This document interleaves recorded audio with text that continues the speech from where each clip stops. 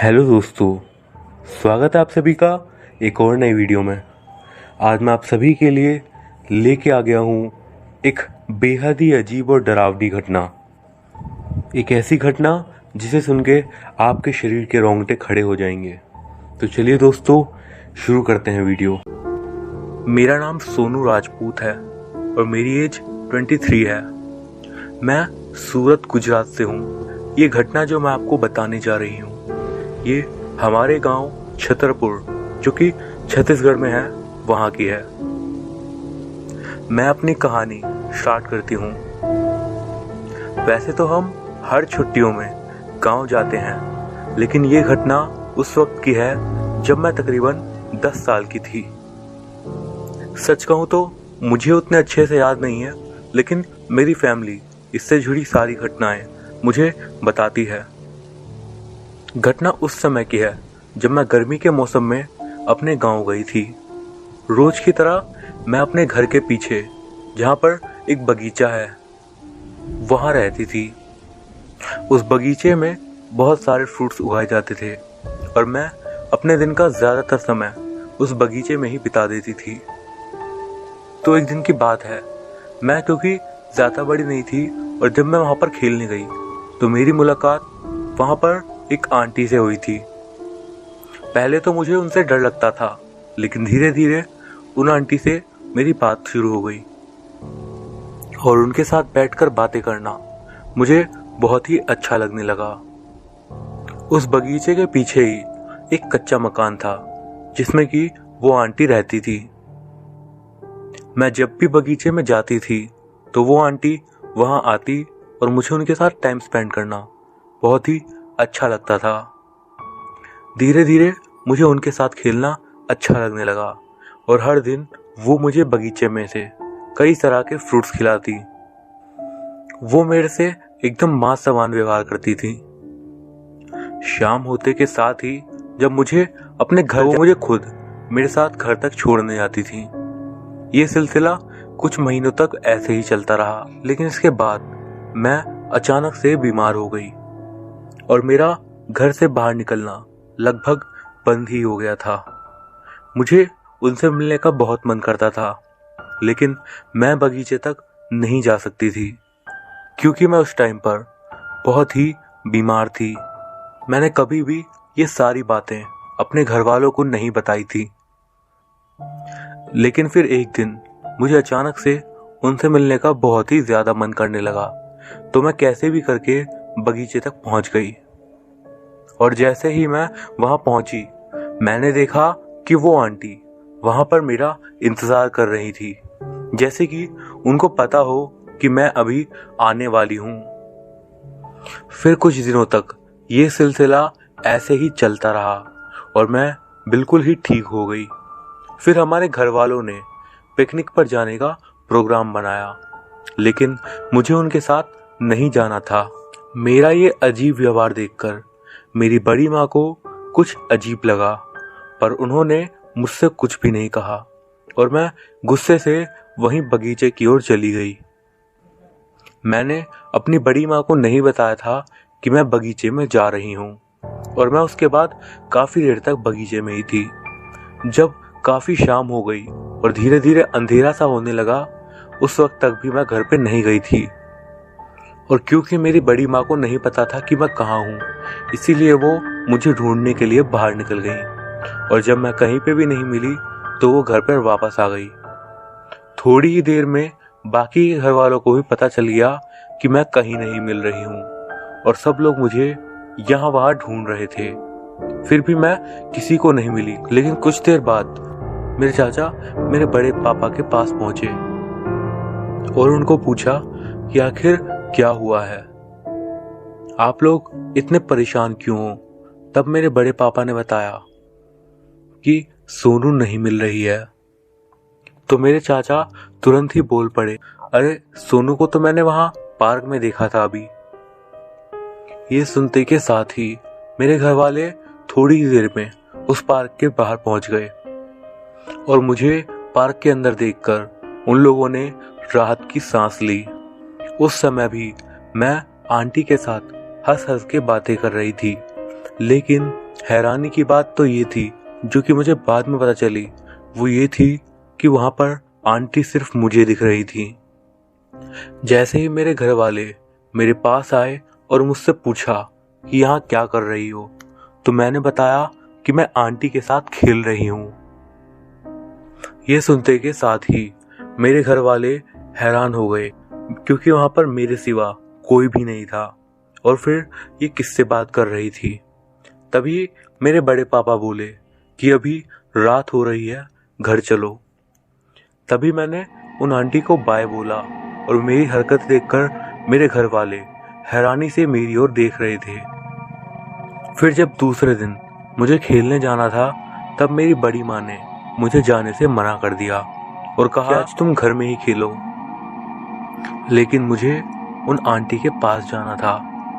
मैं बार बार बड़ी माँ को बोलती, लेकिन वो नहीं मान रही थी। मैंने दोपहर तक वेट किया, लेकिन उसके बाद मैंने उनसे नजरें बचाकर बगीचे में भाग ही गई। लेकिन मुझे वहां पर गए हुए थोड़ी ही देर हुई होगी और उसके बाद वहां पर मेरी बड़ी माँ आ पहुंची। और जब वो वहां पर आई तो उन्होंने देखा कि मैं पेड़ की बीच वाली डाली पर बैठी हुई हूँ। तब जाकर उनको ऐसा विचार आया कि इतनी छोटी बच्ची पेड़ के ऊपर नहीं चढ़ सकती। लेकिन फिर भी उन्होंने उस समय तो कुछ भी नहीं कहा और मेरे बड़े भाई को बुलाकर ले आए और मुझे पेड़ से नीचे उतरवाया। लेकिन घर आने के बाद मेरी बड़ी माँ ने मुझे डांटा और बोला कि तुम पेड़ पर कैसे चढ़ी। तब मैंने कहा कि मुझे आंटी ने चढ़ाया था। मेरी बड़ी माँ को कुछ अजीब सा लग रहा था। तब मेरी बड़ी माँ ने पूछा, तुम्हारी आंटी रहती कहाँ है? तो मैंने उन्हें आंटी का घर बता दिया। उसके बाद मेरी दादी, मेरी बड़ी माँ और बड़े पापा उनके घर गए। उस घर में उनकी मुलाकात उन आंटी के पति से हुई। और फिर मेरी बड़ी माँ ने और मेरे बड़े पापा ने उनसे पूछा कि आपकी वाइफ कहाँ पर है। ये सुनते ही वो आदमी हैरानी भरी नजरों से उनकी तरफ देखने लगा, क्योंकि उनके घर की एक दीवार पर उनकी वाइफ की फोटो वहीं पर टंगी हुई थी। जैसे किसी व्यक्ति के मरने के बाद दीवार पर फोटो लगाते हैं। लेकिन मेरे घर वालों को ये नहीं पता था कि जो आंटी मुझे दिख रही थी, क्या वो यही थी या फिर कोई और। फिर मेरे बड़े पापा ने मेरी बड़ी माँ को कहा कि सोनू, यानी कि मुझे वहाँ पर लेके जाओ। जब मैं वहाँ पहुँची तो सब लोगों ने मुझसे पूछा, क्या यही वो आंटी हैं जो तुम्हारे साथ खेलती हैं? और मैंने उस फोटो को देखा तो हाँ, वो वही आंटी थी और मैंने घर वालों से भी यही कहा। उसके बाद मुझे मेरे बड़े पापा ने वहाँ से भेज दिया। बाद में उनके पति से पता चला कि वो उस बगीचे के चौकीदार थे और उनकी शादी के 10 साल बाद भी उन्हें कोई बच्चा नहीं हुआ था। और इसी बात की नाराजगी से उनकी वाइफ ने तकरीबन 6 महीने पहले सुसाइड कर ली थी। उन्हें बच्चों से बहुत ज़्यादा प्यार था। और फिर मेरे बड़े पापा सब कुछ समझ गए और थोड़ा डर भी गए। कुछ दिनों तक मुझे घर के बाहर बिल्कुल नहीं जाने दिया गया। और एक दिन मैं फिर से बीमार हो गई।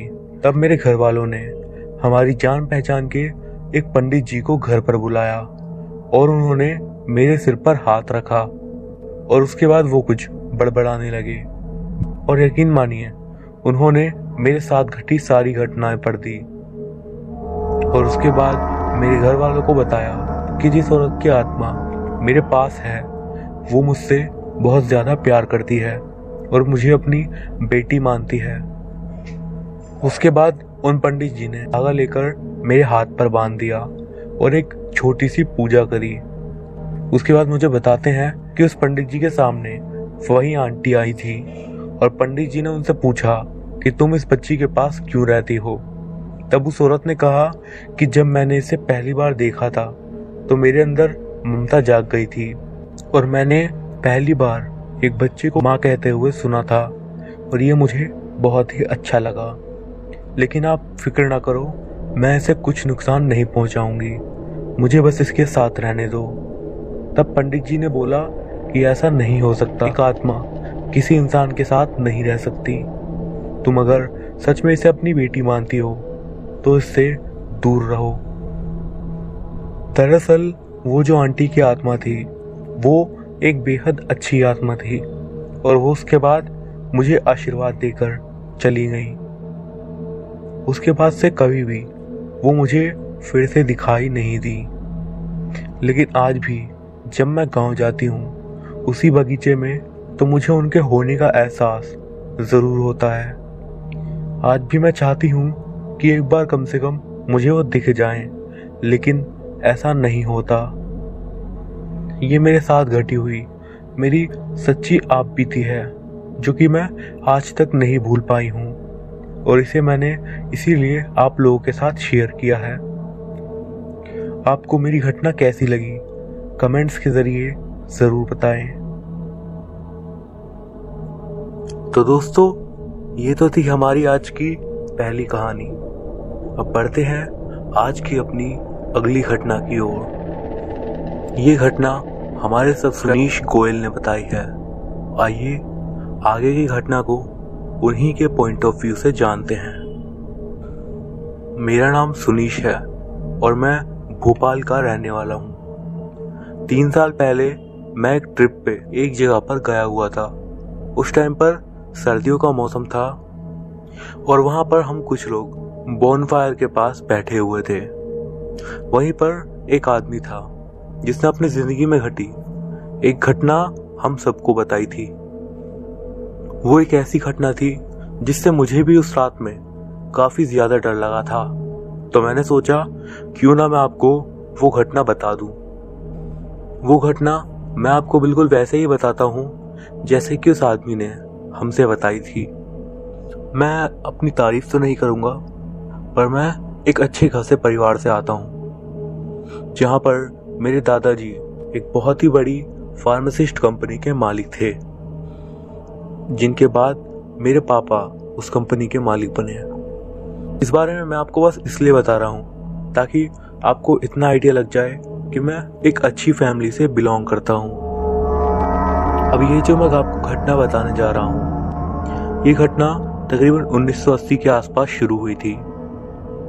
महीना मुझे अच्छे से याद है, शायद दिसंबर का ही था। अब मैं आपको बताना चाहूँगा, मेरे जो दादाजी थे उन्होंने पहले के टाइम में ही शहर से दूर एक बहुत ही बड़ा घर खरीदा था। उस घर में बस मेरे दादाजी ही रहे थे, क्योंकि हम लोग कभी उस घर में ज़्यादा जा ही नहीं पाए। लेकिन उस समय हम लोग उसी घर में अपना क्रिसमस सेलिब्रेट करने के लिए गए हुए थे। मैं आपको उस घर के बारे में बताऊं तो सच में वो घर काफ़ी ज़्यादा बड़ा था। दरअसल वो एक 3 मंजिला घर था जिसके आसपास के इलाके में बहुत ही हल्का सा जंगल था। उस बड़ी सी बिल्डिंग के बारे में ज़्यादा कुछ नहीं पता, लेकिन शायद से बहुत पहले के टाइम में ओरिजिनली उसे एक हॉस्पिटल बनाया गया था जहाँ पर कई सारे लोगों की मौत हो गई थी, क्योंकि वहाँ पर ज़्यादा अच्छे इक्विपमेंट्स नहीं थे। ये सब वैसे सिर्फ कहने की बातें हैं, क्योंकि इनका कभी कोई प्रूफ नहीं था।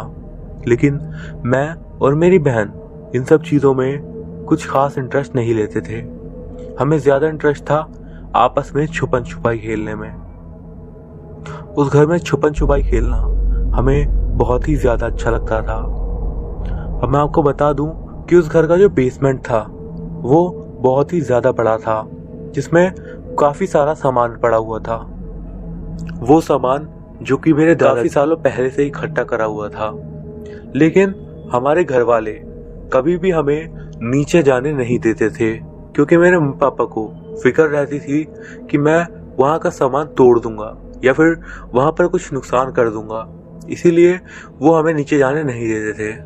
लेकिन जब भी उस घर में हम अकेले होते तो मैं और मेरी बहन उस बेसमेंट में जाने की कोशिश किया करते थे। लेकिन जब भी हम कोशिश करते तो हमें हमेशा वो डोर लॉक्ड ही मिलता।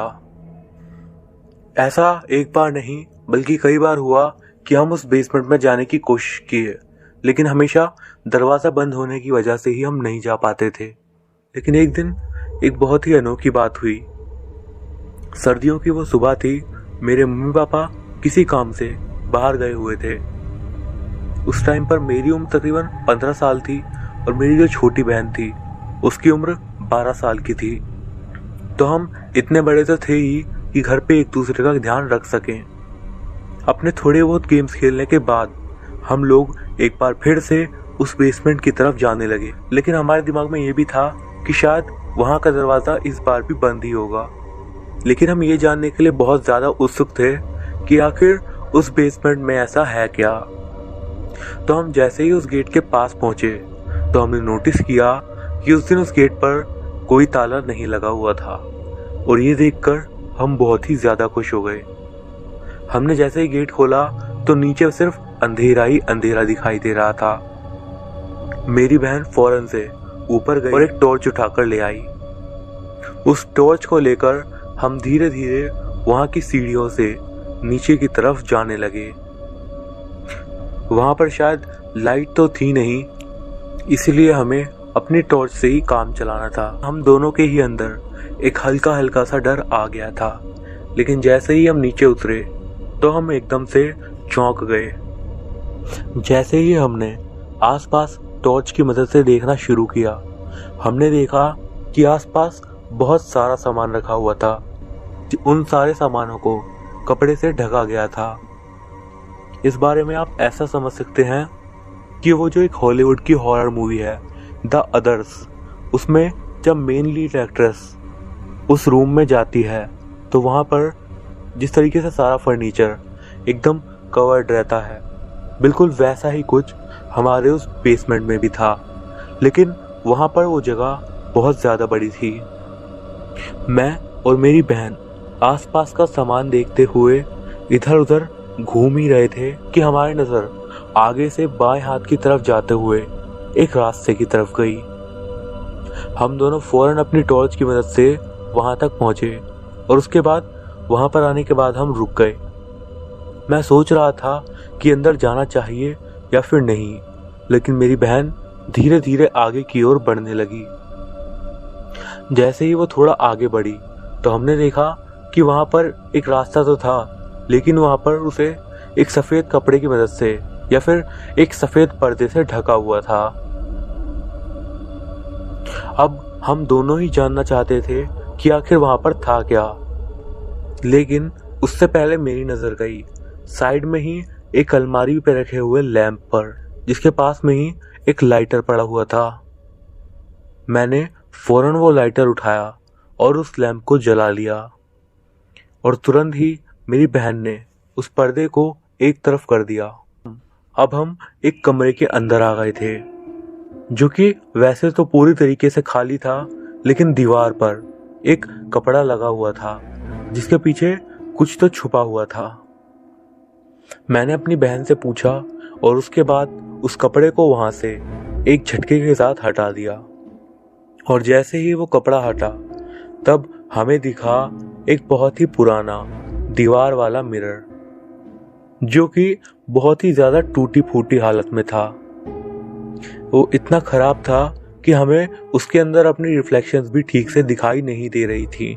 हम लोगों ने यही सोचा कि शायद वो बिल्कुल कबाड़ ही है, लेकिन तभी मेरी जो बहन थी अपने पैर में वो कुछ देखने लगी और मैं उस शीशे के सामने खड़ा हो गया, और तब मेरी नज़र गई कि उसमें मैं अपनी रिफ्लेक्शन नहीं देख पा रहा हूँ। लेकिन जैसे ही मैंने ध्यान दिया तो मेरे एकदम से होश उड़ गए।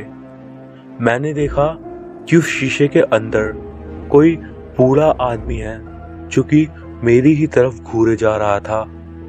मैं इतनी जोर से डरा कि मैंने फौरन अपने हाथ में पकड़ी हुई टॉर्च गिरा दी और पीछे की तरफ जाकर एकदम से बैठ गया। मेरी बहन जिसके पास वो लालटेन थी वो एकदम से डर गई और मुझसे पूछने लगी कि आखिर क्या हो गया है। मेरी बहन भी मेरे चेहरे की हालत देखकर समझ गई थी कि मैं बहुत ही ज्यादा डर चुका हूँ। मैंने अपनी बहन से तुरंत ही कहा, कुछ सच कह रहा हूँ, मैंने अभी अभी शीशे के अंदर एक बूढ़े आदमी को देखा। वो एकदम से कंफ्यूज्ड और डरे हुए लुक में आ गई, और उसके बाद वो हाथ में लालटेन लिए हुए ही उस मिरर की तरफ पलटी और उसके बाद उसमें देखने लगी। यकीन मानिए जो वहां हुआ वो बहुत ही ज्यादा डरावना था। वो तकरीबन 5 सेकंड तक उस मिरर के अंदर लगातार देखती रही, बिना बिल्कुल भी हिले। वो देखे ही जा रही थी मिरर में, लेकिन तब तक मैं उठकर खड़ा हुआ और जैसे ही मैंने अपनी बहन का चेहरा देखा, मेरी हालत बिल्कुल खराब हो गई। उसके चेहरे पर कोई भी एक्सप्रेशन नहीं था। मैंने फौरन अपनी बहन के कंधे पर हाथ रखा और वो एकदम से चिल्ला पड़ी। उसके बाद तो वो बिल्कुल रुकी ही नहीं और सीधा वहां से भाग गई।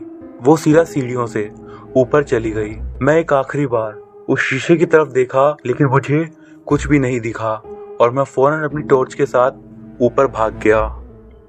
यकीन मानिए, मेरी बहन उस पूरी रात रोती रही और उस रात के बाद मेरी बहन एकदम से चेंज हो गई।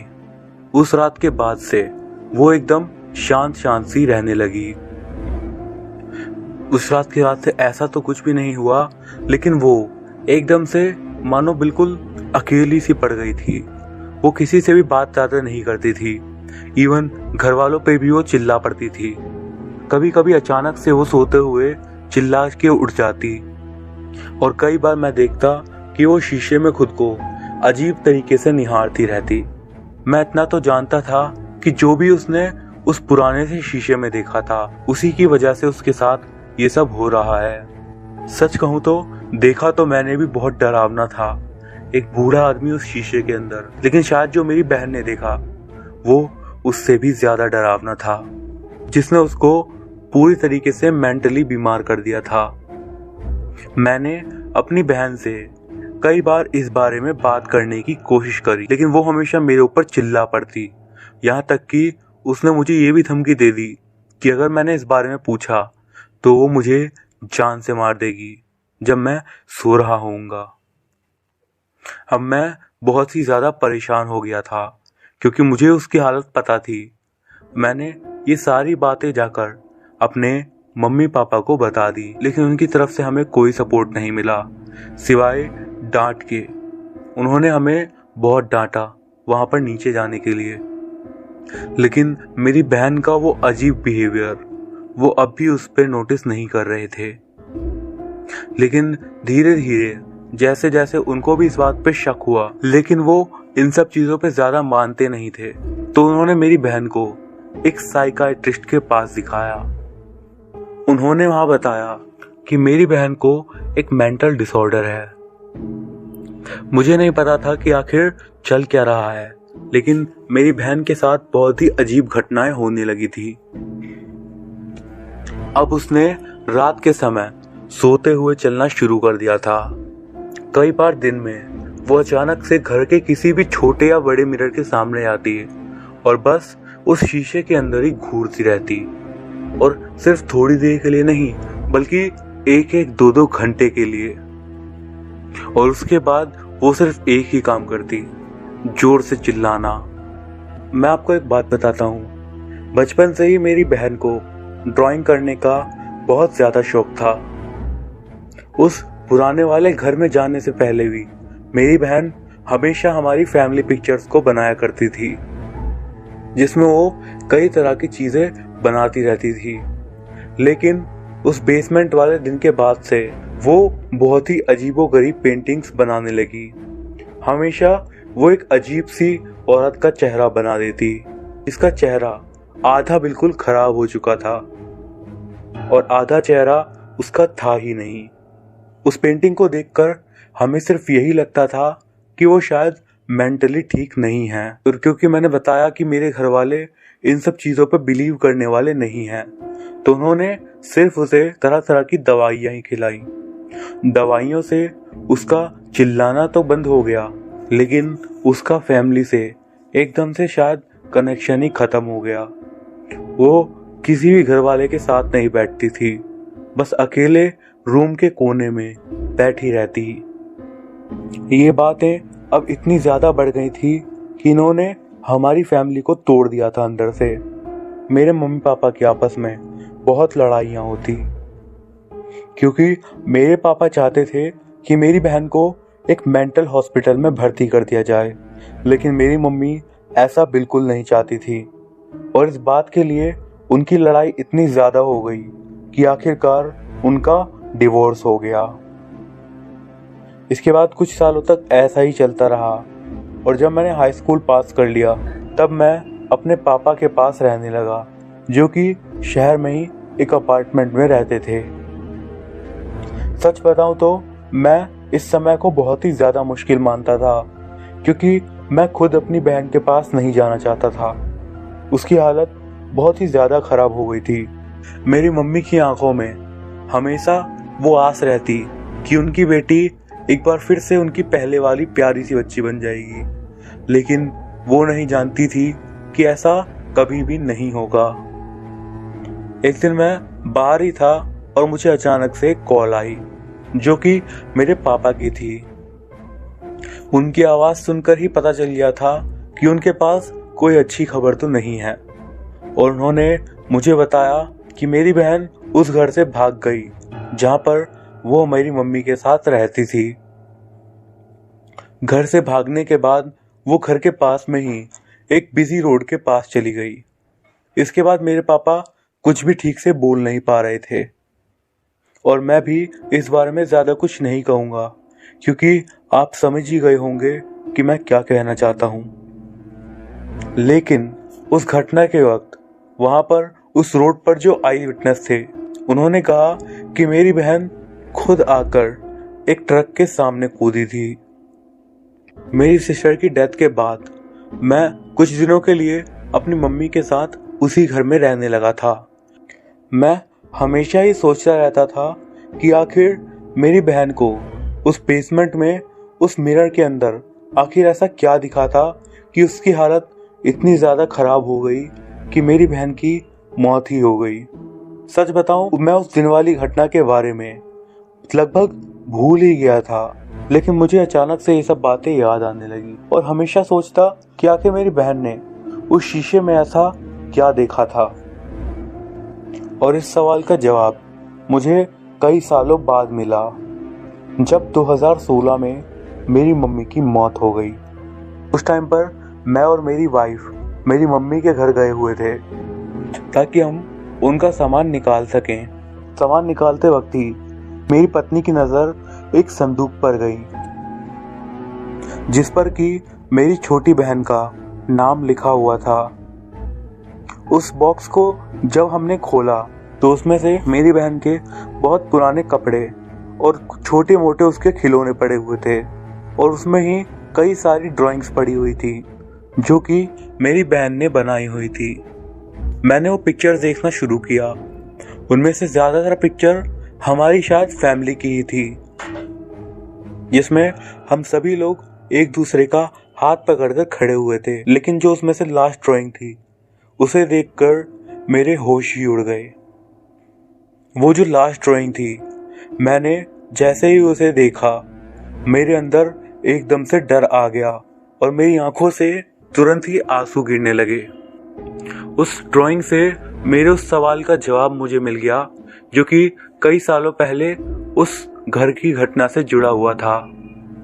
वो ड्राइंग थी एक बच्ची की, जो कि एक बड़े से शीशे के अंदर देख रही थी, और उस शीशे के अंदर रिफ्लेक्शन में एक बहुत ही अजीब औरत खड़ी हुई थी, जिसका आधा चेहरा एकदम खराब था और आधा चेहरा था ही नहीं। वो चेहरा आज तक मेरे दिल के अंदर बस गया है, और मैं उसके बारे में सोचने भर से ही अंदर तक कांप जाता हूँ। मेरे लिए ये बहुत ही ज़्यादा दुखद घटना है, जिसकी वजह से मैंने अपनी बहन को खो दिया। आप में से कई लोग तो इसको मानने से भी इनकार कर दोगे। इस पर ट्रस्ट करना है या फिर नहीं, ये पूरी तरीके से आपके ऊपर है। तो दोस्तों, ये थी हमारी